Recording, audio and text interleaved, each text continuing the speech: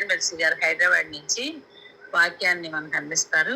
అందరూ ఉన్నారు, 11 మెంబర్స్ ఈరోజు జాయిన్ అయింది. మ్యూట్ లో పెట్టుకొని దయచేసి ఏమి డిస్టర్బెన్స్ లేకుండా ఉండాలని కోరుకుంటున్నాను. ఎస్టేర్ మెర్సీ గారు. ఓకే, థ్యాంక్ యూ అండి. ప్రైజ్ ది లార్డ్ అండి. Praise the lord. Praise the lord. Okay, prayer call లో అటెండ్ అయిన వారందరికీ వందనాలు. చిన్న ప్రేయర్ చేసుకున్నాం.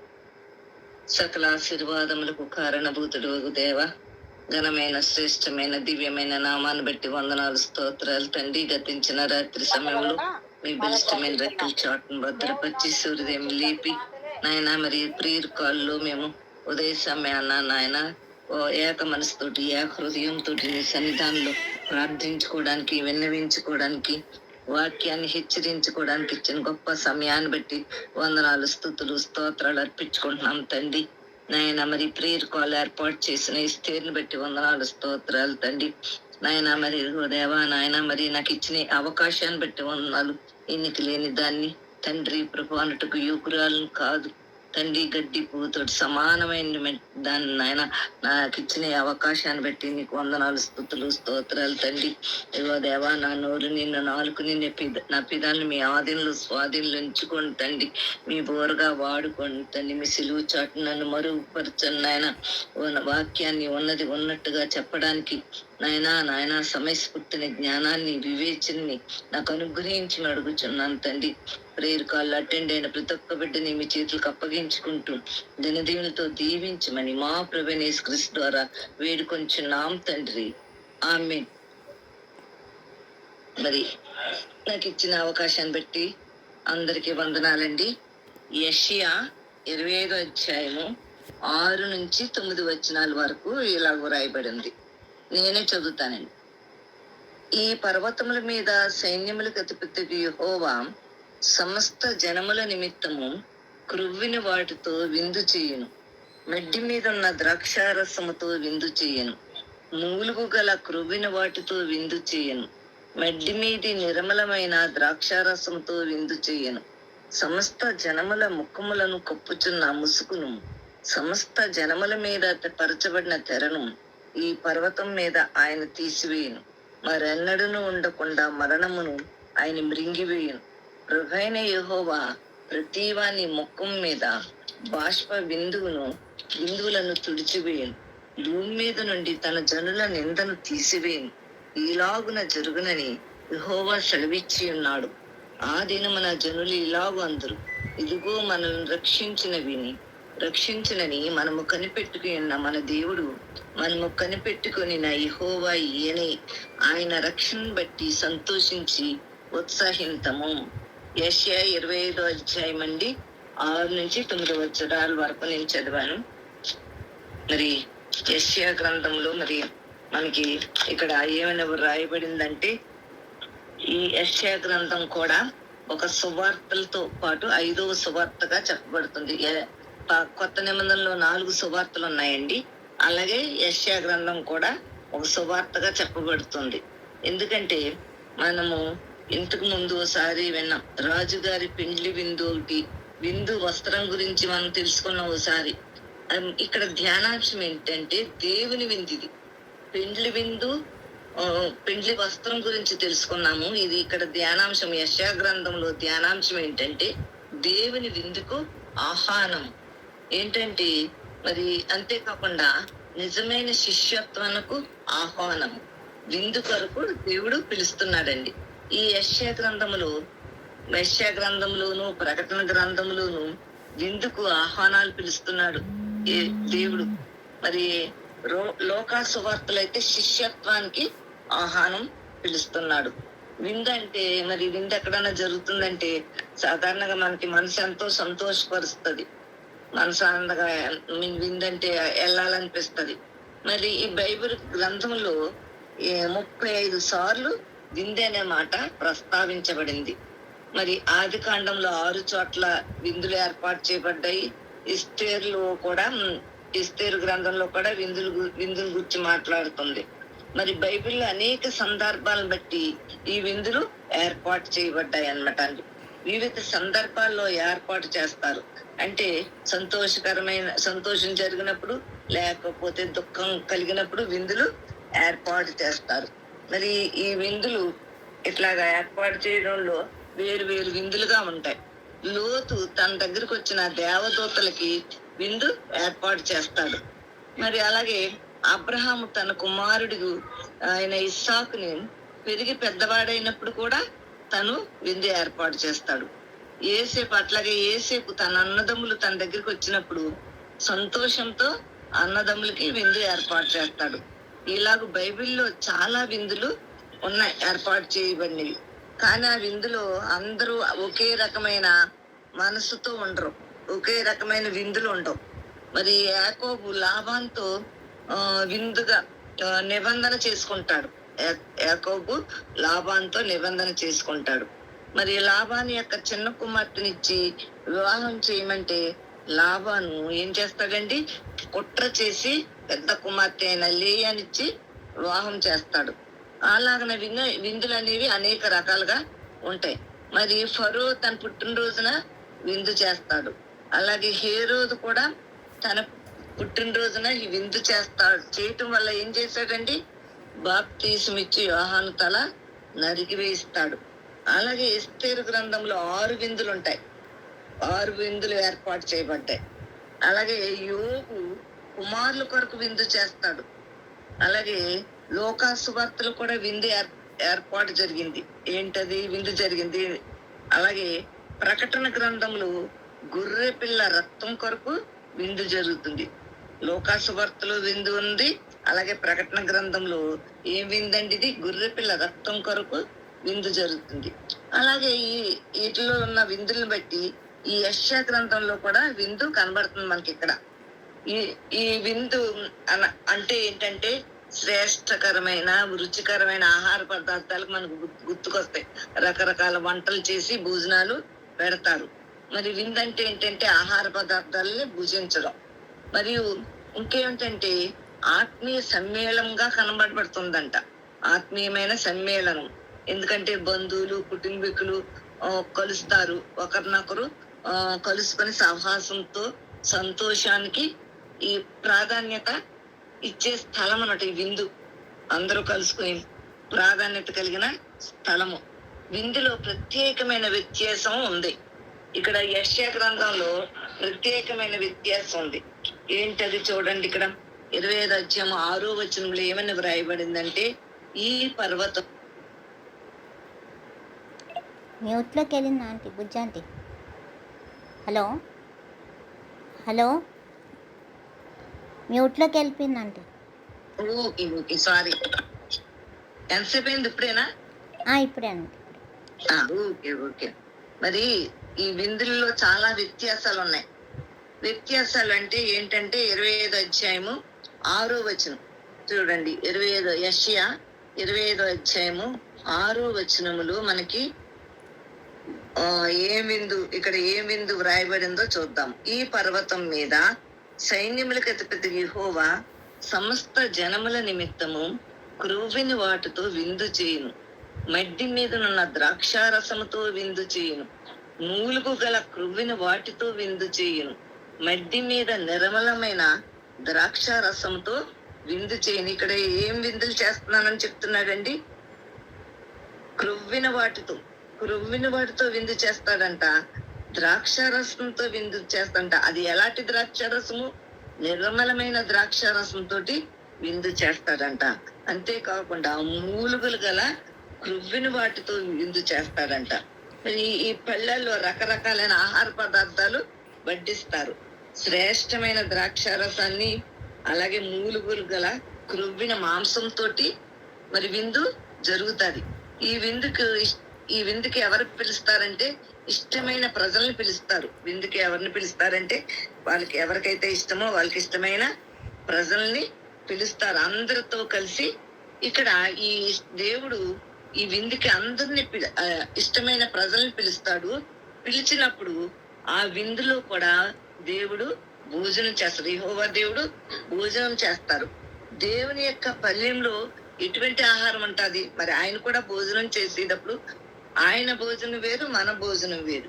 మరి దేవుని యొక్క పల్లెంలో ఎటువంటి ఆహారం ఉంటుంది? మరి ఇజ్రాయేల్ యొక్క పల్లెంలో ఎటువంటి ఆహారం ఉందంటే ఇక్కడ దేవుడు భుజించే ఆహారం ఏంటంటే మరణం. దేవుడు భుజించే ఆహారము మరణం. చూడండి 25 అధ్యాయము 8వ వచనంలో చూడండి. యెషయా 25:8 వచనం. మరెన్నడను ఉండకుండా మరణమును ఆయన మింగివేయును. ప్రభువైన యెహోవా ప్రతివాని ముఖం మీద బాష్ప బిందువును తుడిచివేయును. భూమి మీద నుండి తన జనుల నిందను తీసివేయును. ఇలాగున జరుగునని యెహోవా సెలవిచ్చి ఉన్నాడు. చూడండి ఇక్కడ ఎటువంటి విందు చూడండి, మరణము. ఈ యెహోవా పల్లెంలో ఏముందంటండి? మరణం ఉందంట. ఆ మరణమును ఆయన యెహోవా దేవుడు ఆ మరణాన్ని రుచి చూస్తే తప్ప మన పల్లెంలోకి ఎటువంటి ఆహారం వస్తుందంట? రుచికరమైన ఆహారం వస్తుందంట మన పల్లెల్లోకి. ఆయన మరణాన్ని మృంగి వేస్తాడు. మరణాన్ని ఆయన రుచి చూస్తే తప్ప మనము మన పల్లెంలోకి రుచికరమైన మాంసాహారము వస్తదంట. ఒకరు ఆయన మరణాన్ని భుజించాలి. మనం ఏం చెయ్యాలి? మనము జీవాహారాన్ని భుజించాలి. ఆయన ఇచ్చే జీవాహారాన్ని భుజించే వారముగా ఉండాలి. కాబట్టి ఈ విందుకి ఏం పేరంటే కృపా విందు అంటారండి. ఈ విందుకి కృపా విందు అంటారు. బ్యాంకెట్ ఆఫ్ డివైన్ అంటే కృపా విందు అనమాట. ఆయన ఎదుట పళ్ళెంలో పెట్టబడిన విందు మరణమైతే మన పళ్ళెంలో పెట్టబడిన విందు కృపా విందు. మనము ఏం విందు తింటున్నాము? కృప కలిగిన విందును తింటున్నాం. ఆయన మరణాన్ని భుజిస్తే మనము కృప కలిగిన విందుని తిన్నాం. దేవుడు తన్ను తాను తగ్గించుకుని మరణమును జయించి తిరిగి లేచిన తరువాత మన పళ్ళెంలోనికి వచ్చిన ఆహారము పేరు కృపా విందు. ఈ కృప లేకపోతే మనము ఏపాటి వాళ్ళం? ఇదిగో నేను ఒక విందు చేయబోతున్నాను అనే ఆహ్వానం అందరికీ పంపిస్తున్నాడు దేవుడు. ఆ విందుకు రండని ఆహ్వానాన్ని పంపిస్తున్నాడంట. అలాగే లోక 15వ అధ్యాయంలో కూడా అక్కడ ఒక విందు ఉంటది. 15వ అధ్యాయంలో రాయబడిన విందు. ఆ విందు ఏంటంటే కుమారుని కోసం విందు చేయబడింది. ఎవరా కుమారుడు? తప్పిపోయిన కుమారుడు అనమాట. తప్పిపోయిన కుమారుడు తిరిగి వచ్చిన తర్వాత తండ్రి చేత చేయబడిన విందు ఇది కూడా కృపా విందు. ఎప్పుడైతే కుమారుడు తప్పిపోయాడో ఆ కుమారుడు రాక కోసము తండ్రి ఎదురు చూస్తూ ఉంటాడు. అప్పుడు కుమారుడు వచ్చిన వెంటనే కుమారునికి ముందుగా ఏం చేస్తాడండి? రింగు పెడతాడు. స్నానం చేయించి మంచి వస్త్రాలు, కొత్త వస్త్రాలు ధరిస్తాడనమాట. అలాగే ఇది కృపా విందు.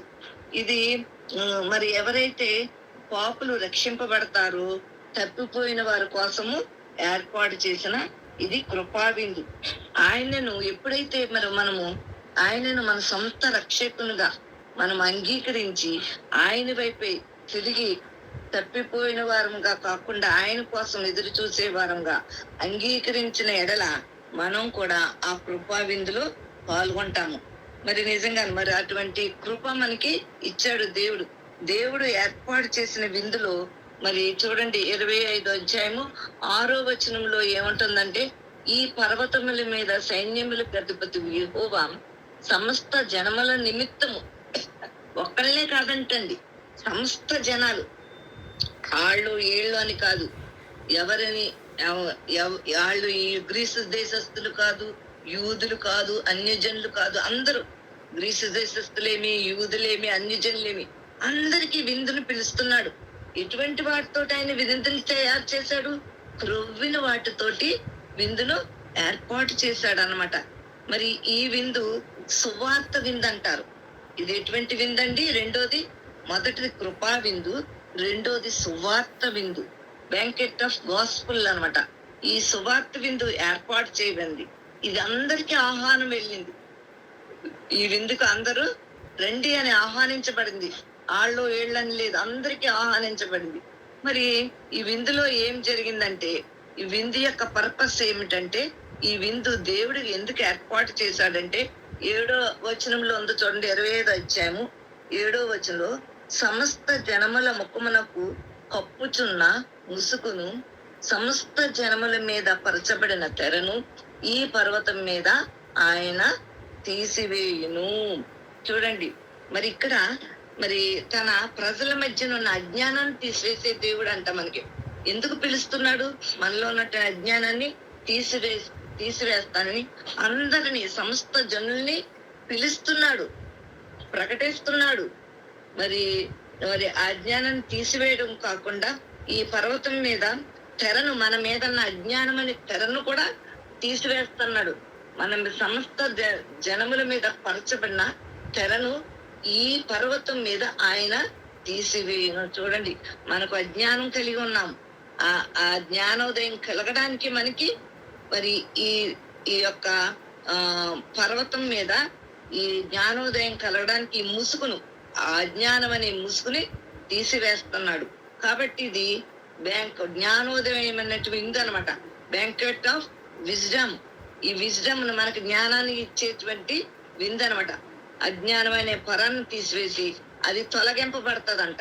తన ప్రజలు మరి తను ఎన్నుకున్న ప్రజలు పరాయి దేశంలో ఆధారపడకుండా పూర్తిగా వారిలో ఉన్నటువంటి పాపపు తెరను తొలగించడానికి ఆ పాపపు తెర తొలగిస్తేనే గాని మీరు నన్ను ఆ పాపపు తెర తీసివేస్తేనే గాని, అజ్ఞానం పోతేనే గాని, అప్పుడు గాని నన్ను మీరు చూడలేరని చెప్తున్నాడు.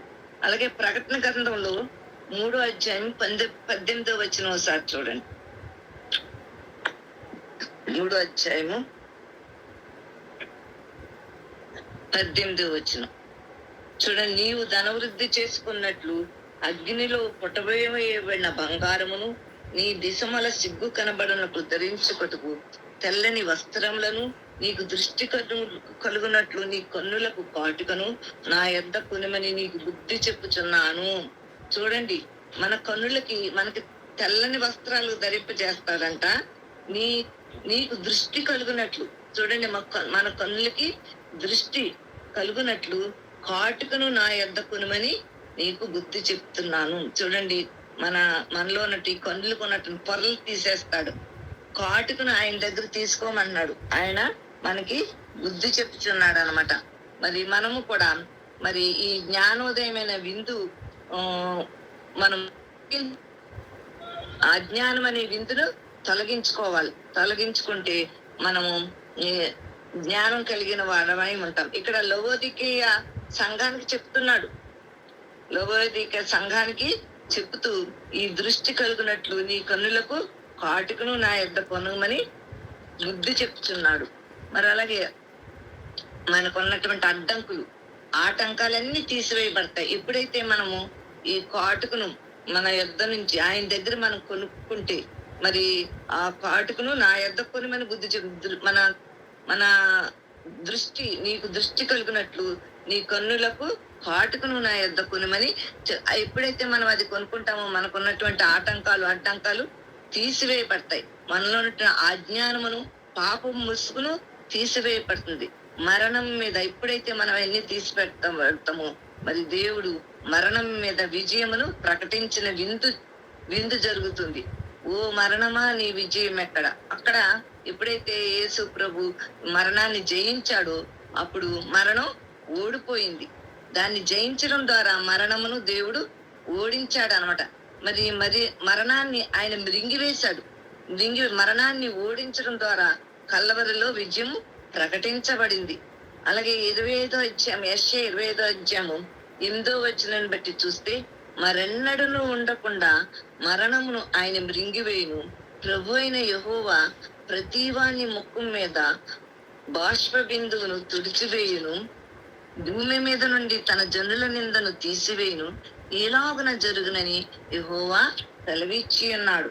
చూడండి, ఇది ఆదరణ విందు అంటండి. ఇది ఆదరించే విందు. ప్రతి వాణ్ణి బాష్ప బిందువును తుడిచివేసే దేవుడు అంటండి. మరి ఎంత గొప్ప దేవుని మనం కలిగి ఉన్నాం. మరి ప్రతి వారి కన్నీటిని తుడిచివేసే దేవుడు. మరి అంతేకాకుండా వారి బాధల్లోను కష్టాల్లోనూ ఆదుకునే దేవుడు, ఆదరించే దేవుడు. ఇది ఒక ఆదరణ విందు. ప్రజలందరూ ఎంతో దుఃఖంతో, బాధలతోటి ఉన్నారు. భయంకరమైన పరిస్థితులతో ఉన్నప్పుడు ప్రతి వాని ముఖం మీద బాష్ప బిందువును తుడిచివేస్తానని అంటున్నాడు. మన కన్నీటిని, ఈ వేదనను, దుఃఖాన్ని కూడా తుడిచివేసే దేవుడు. నా రాజ్యంలో దుఃఖము, మరి ఆయన రాజ్యంలో అయితే దుఃఖము ఉండదు, మరి కన్నీటి ఉండదు, బాధలు ఉండవు, ఏమి ఉండని చెప్తున్నాడు. ఆ విందుకు రమ్మని ఆహ్వానిస్తున్నాడు మనల్ని. అక్కడైతే ఆయన దగ్గర అయితే ఇటువంటి ఈ లోకంలో, ఈ భూలోకంలో ఉన్నటువంటి కన్నీటి, వేదనలు, బాధలు ఏమి ఉన్నా సరే అక్కడ మటుకు ఆయన దగ్గర ఆ విందులో పాల్గొంటే మనకి అన్ని తుడిచివేయబడతాయి. ఈ విందుకు మనల్ని పిలుస్తున్నాడు. మన కన్నీటిని తుడిచివేస్తే దేవుడు. అట్లాగే 25వ అధ్యాయము 9వ వచనాన్ని బట్టి చూస్తే, ఆ దినమున జనులు ఇలాగ అందరు, ఇదిగో మనల్ని రక్షించునని మనము కనిపెట్టుకున్న మన దేవుడు, మనము కనిపెట్టుకున్నది యెహోవా ఈయనే, మన రక్షణ బట్టి సంతోషించి ఉత్సాహింతము. చూడండి, మనము ఇదిగో మనం కనిపెట్టుకుని నిరీక్షించిన ప్రభు ఈయనే. మనం సమస్త జనులు ఆయన కోసం కనిపెట్టుకుని ఉన్నారు. ఈయనే నిజమైన దేవుడు, రక్షడు అని తెలుసుకోవాలి. ఈయనే మనం రక్షించిన ప్రభు. ఈయన ఇచ్చిన రక్షణను బట్టి సంతోషించి మనం ఉత్సహించాలని చెప్తున్నాడు. మరి అబ్రహామును రక్షించిన దేవుడు. మళ్ళీ అలాగే ప్రకటన గ్రంథంలో రాయబడినట్టు గొర్రె పిల్ల విందులో రాబోయే రోజులు ఆ విందులో మనము పాల్గొవాలి. చూడండి, ప్రకటన 3వ అధ్యాయము 20వ వచనాన్ని బట్టి చూస్తే ఇక్కడ ఏమని పిలుస్తున్నాడు? ఇదిగో నేను తలుపు నద్ద నిలుచుండి తట్టుచున్నాను, ఎవడైనను నా స్వరం విని తలుపు తీసిన ఎడల నేను అతని యొద్దకు వచ్చి అతనితో నేనును నాతో కూడా అతడును భోజనము చేయును. ఇక్కడ లవోదిక సంఘానికి చెప్తున్నాడు. ఏమని హెచ్చరిస్తున్నాడు? లవోదిక సంఘానికి ఏమని హెచ్చరిస్తున్నాడంటే, ఇదిగో తలుపు నద్ద నిలుచుండి తట్టుచున్నాను, విందుకు రండి, నేను ఇచ్చే విందులకు రమ్మని పిలుస్తున్నాడు. మరి అంతేకాకుండా తలుపు తడుచున్నాను, ఎవడైనా నా స్వరం. మరి మనం తలుపు తడితే ఎవరైనా మనం పరిగెత్తుకుంటా వెళ్ళి తలుపు తీస్తాం. కానీ ఇక్కడ యేసు ప్రభు ఏమని చెప్తున్నాడంటే, ఇదిగో తలుపు, మీరు తలుపులు మూసుకుని ఉంటే కుదరదు. మరి తలుపు నద్ద నిలుచుండి తట్టుచున్నాను, ఎవడైనను నా స్వరం విని తలుపు తీసిన ఎడల నేను అతని యొద్దకు వచ్చి అతనితో నేనును నాతో కూడా అతనును భోజనం చేయదును. చూడండి, మనం తలుపు తీస్తే ఏం జరుగుతుంది? మరి నేను అతని యొద్దకు వచ్చి అతనితో నేను, మనతోటి ఆయన భోజనం చేస్తాడు, నాతో కూడా అతడును భోజనం మనము ఆయన యెహోవా దేవునితోటి భోజనం, విందులో పాల్గొనడానికి మనకి దేవుడు కృపని అనుగ్రహిస్తాడు. ఈ విందుకు వెళ్ళాలంటే మనం ఏం చేయాలంటే తలుపు తీయాలి. ప్రభు తలుపు తట్టుచున్నాడు. తలుపు తీస్తే అతనితో నేనును నాతో అతను కూడా విందు చేస్తామని అంటున్నాడు. ఈ స్వరం విని మనం ప్రకటించాలి. మరి అంతేకాకుండా ఈ ప్రకటన గ్రంథంలోను 3వ అధ్యాయంలో 13వ వచనంలో కూడా రాయబడి ఉంది. 13 కాదు, 15వ వచనంలో చూడండి, నువ్వు చల్లగానే నేను వెచ్చగానే లేవు, నువ్వు చల్లగానే నేను వెచ్చగానే నేను ఉండినా మేలు. చూడండి, మరి ఇక్కడ ఏమని చెప్తున్నాడు?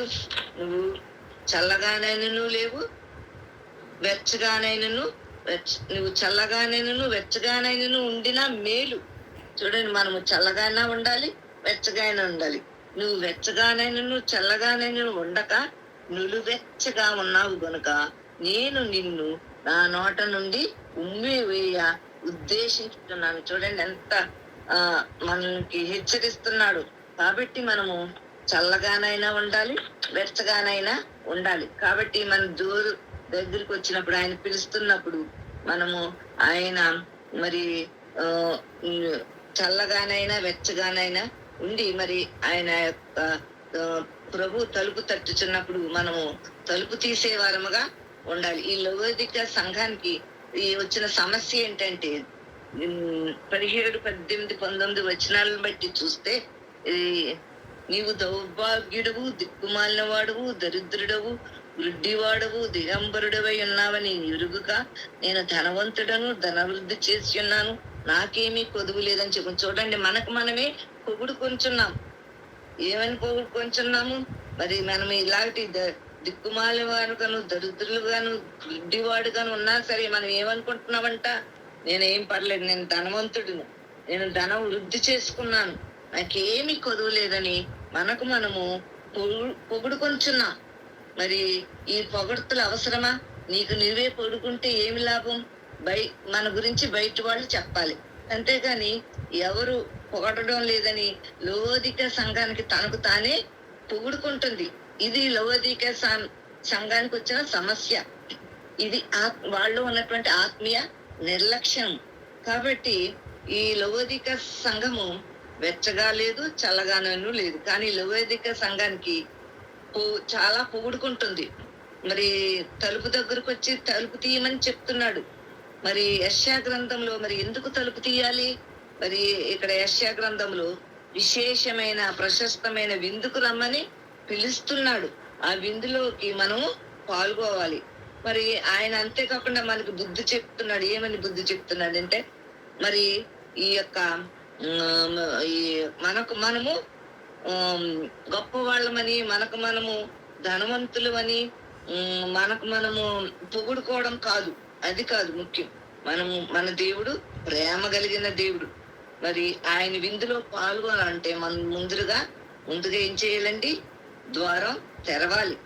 ఆసక్తి కలిగి మనము మారు మనసు పొందాలి. ప్రభు అయిన యేసుక్రీస్తుతో మరి గొర్రె పిల్ల మహోత్సవంలో పాల్గొనడానికి మనము మారు మనసు పొందాలి. మరి లూకా 25-26 అధ్యాయాల వచనాలు బట్టి చూస్తే 14వ వచనం, లూకా 14వ వచనం, 14వ అధ్యాయము చూడండి, 25-26. ఇక్కడ ఏమని అడుగుతున్నాడు? నిజమే, ఇక్కడ 25-26లో బహుజన సమూహములు ఆయనతో కూడా వెళ్ళుచున్నప్పుడు ఆయన వారి తట్టు తిరిగి, ఎవడైనను నా యొద్దకు వచ్చి తన తండ్రిని, తల్లిని, భార్యను, పిల్లలను, అన్నదమ్ములను, అక్క చెల్లెండ్రను, తన ప్రాణమును సహా ద్వేషింపకుంటే వాడు నా శిష్యుడు కానేరడు. మరియు ఎవడైనను నా సిలువను మోసుకుని నన్ను వెంబడింపని ఎడల వాడు నా శిష్యుడు కానేరడని చెప్తున్నాడు. మరి నిజమైన శిష్యత్వం మనం పొందుకోవాలంటే, మరి శిష్యత్వానికి దేవుడు పిలుస్తున్నాడు మనల్ని. ఆయన శిష్యులుగా ఉండాలంటే మరి దేవుడు మనల్ని పిలుస్తున్నాడు. క్రీస్తు ప్రభు యొక్క శిష్యత్వానికి లోబడాలి. పాపం విడిచి మారు మనసు పొందాలి, పశ్చాత్తాపం పడాలి. మనం శిష్యులుగా మారాలి. మొదటగా క్రీస్తుకు స్థానం ఇవ్వాలి మనం. అప్పుడు క్రీస్తు పక్కన మనం కూర్చోబెట్టుకుంటాడు.